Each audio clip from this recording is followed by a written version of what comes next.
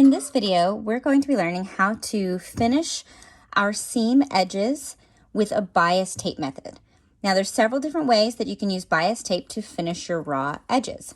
I'm going to show you two for the purposes of this class, and you can choose one or the other to do for your sample. If you really want to, you can do both, but you only need to do one.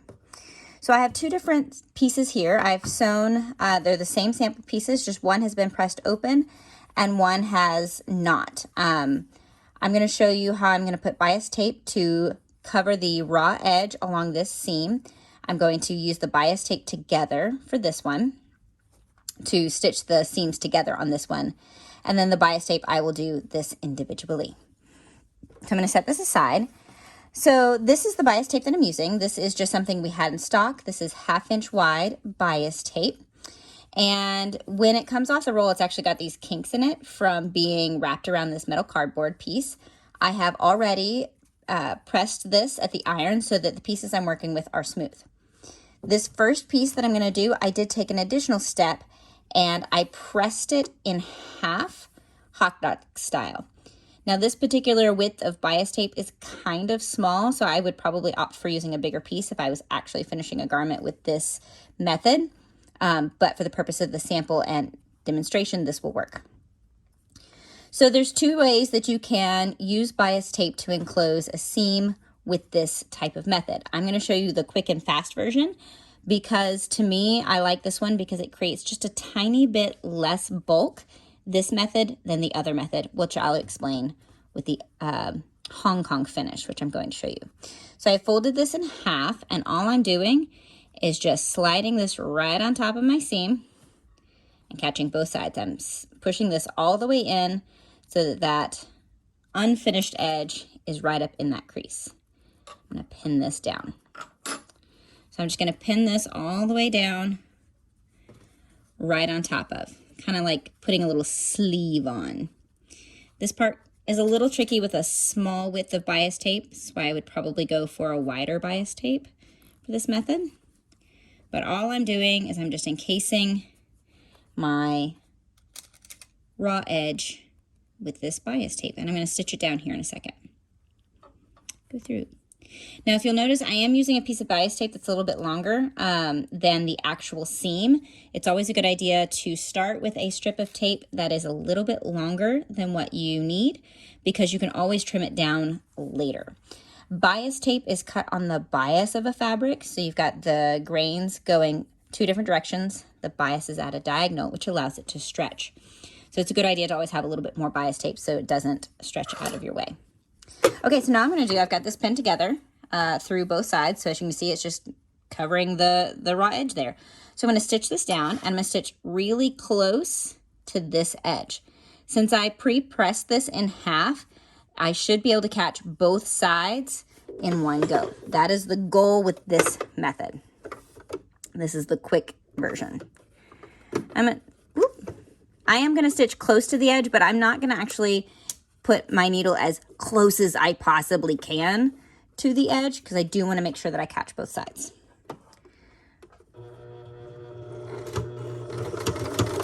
Back stitch. My machine's making a strange sound. We'll see what's going on the other side in a second.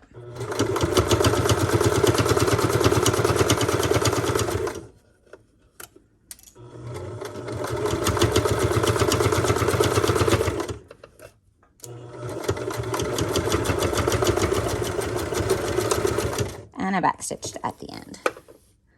No, it's just being cranky having to go through so many layers. There's nothing wrong with the machine. Sometimes machines do make a lot of noise when you are sewing through several layers. So there we go. I've stitched right on top of that bias tape.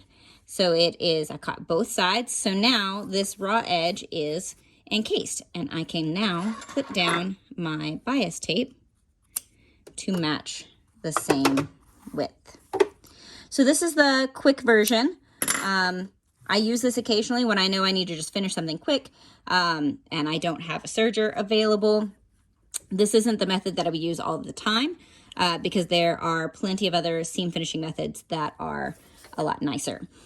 One nice thing of using bias tape as a finishing though is that if you know that, like, say for example, you have an unlined jacket and you know the performer takes it off and we're gonna see the inside. This is a great way to throw in a pop of color, is this bias tape finish. So you could do this, or you can do the Hong Kong finish, which is often used with jacket wear. So on this one, instead of enclosing my both seam allowances together, I'm going to do just one side to demonstrate that you would do this on both sides so you can have pressed open seams. So it kind of depends on what the look you're going for on the interior of your garment is. So I have my bias tape, and this particular type of bias tape has 2 folds on it.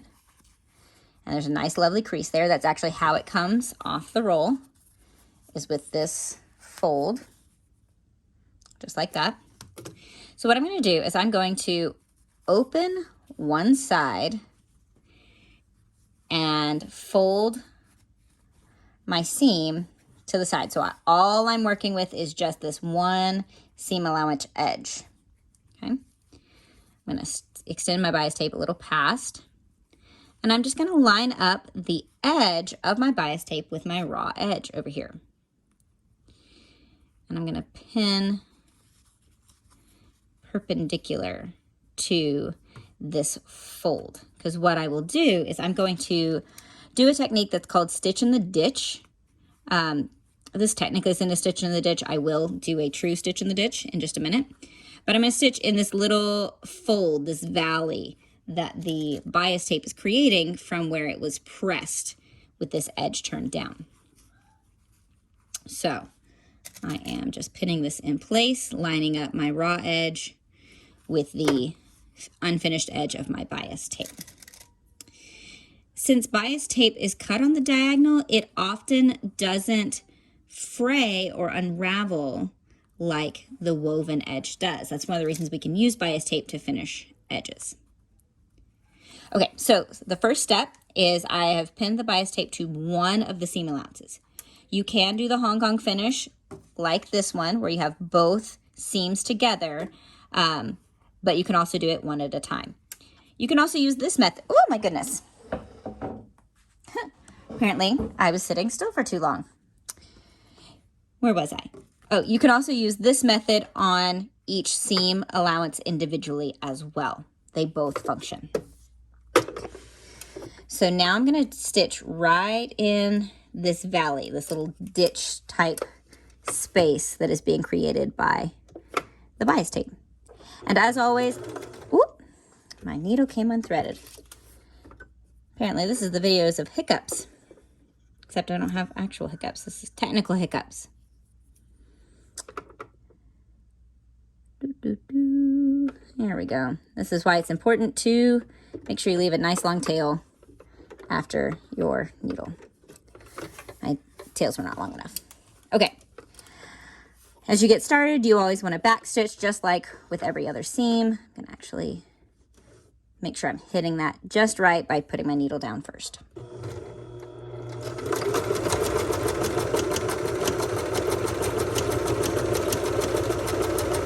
So right in that fold is where I'm stitching.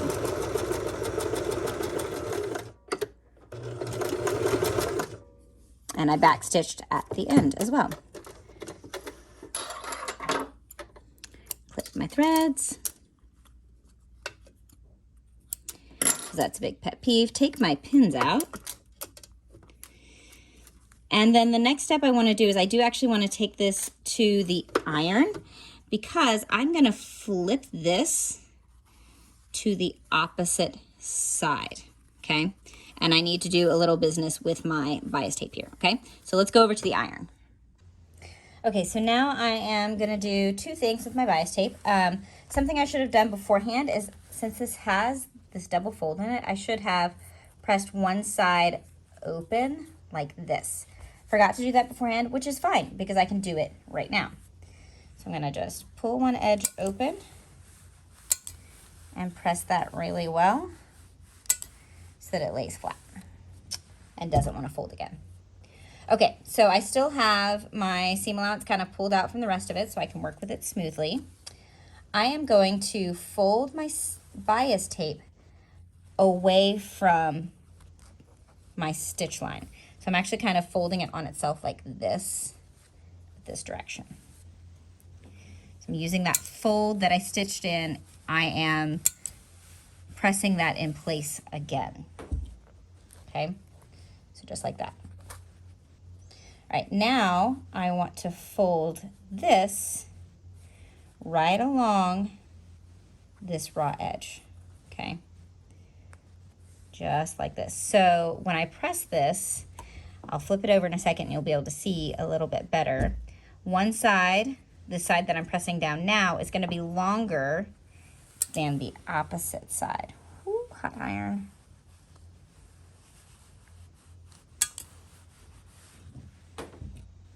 Okay.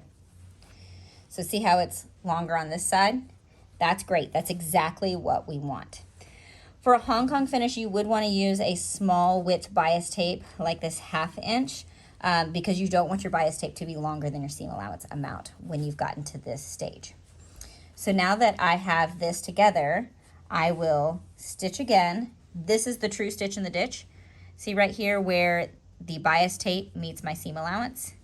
This seam right here, that is called a ditch, and I'm going to stitch right on top of that in a second. And then when I do that, that keeps this edge that's folded over folding that way. And that gets that edge completely encased. Since bias tape doesn't fray or unravel, this edge, this open edge is fine. We don't have to have that encased as well. This makes a nice flat seam finish and looks really, really beautiful on the inside of garments that you know you're going to see the seams, and has this beautiful pop of color if you want that. So let's go to the machine and I'll show you how to stitch in the ditch. So now I'm ready to stitch in the ditch. So first thing I want to do is I want to separate this seam allowance away from everything else so that I'm only stitching on my seam allowance. And now what I'm going to do is stitch right in that where these two fabrics meet. That is my ditch. So go slowly and carefully because you don't want to hit that ditch exactly, because that's what gives you a nice, clean, very pretty finish. And I backstitch just like always.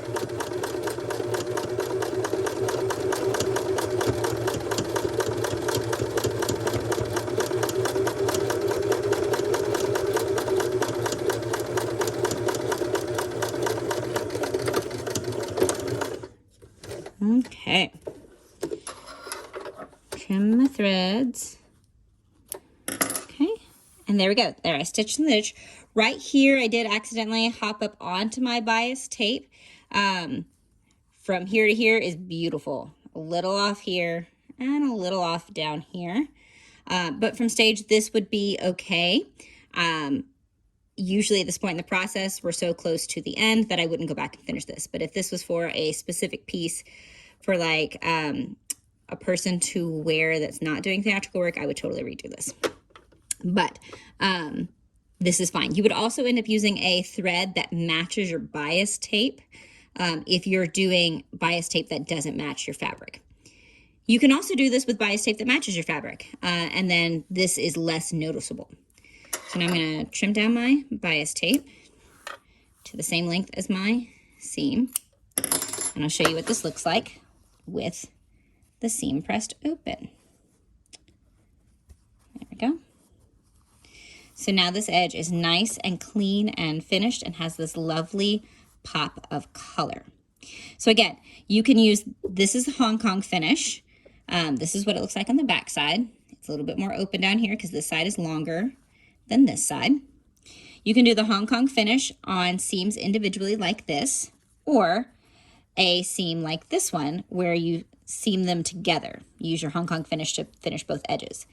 In that scenario, you would push your seam allowance to the side to where this longer edge is underneath the seam, just like this one is. So you can use the Hong Kong finish to put them together. You can also use this finish individually on your seams here.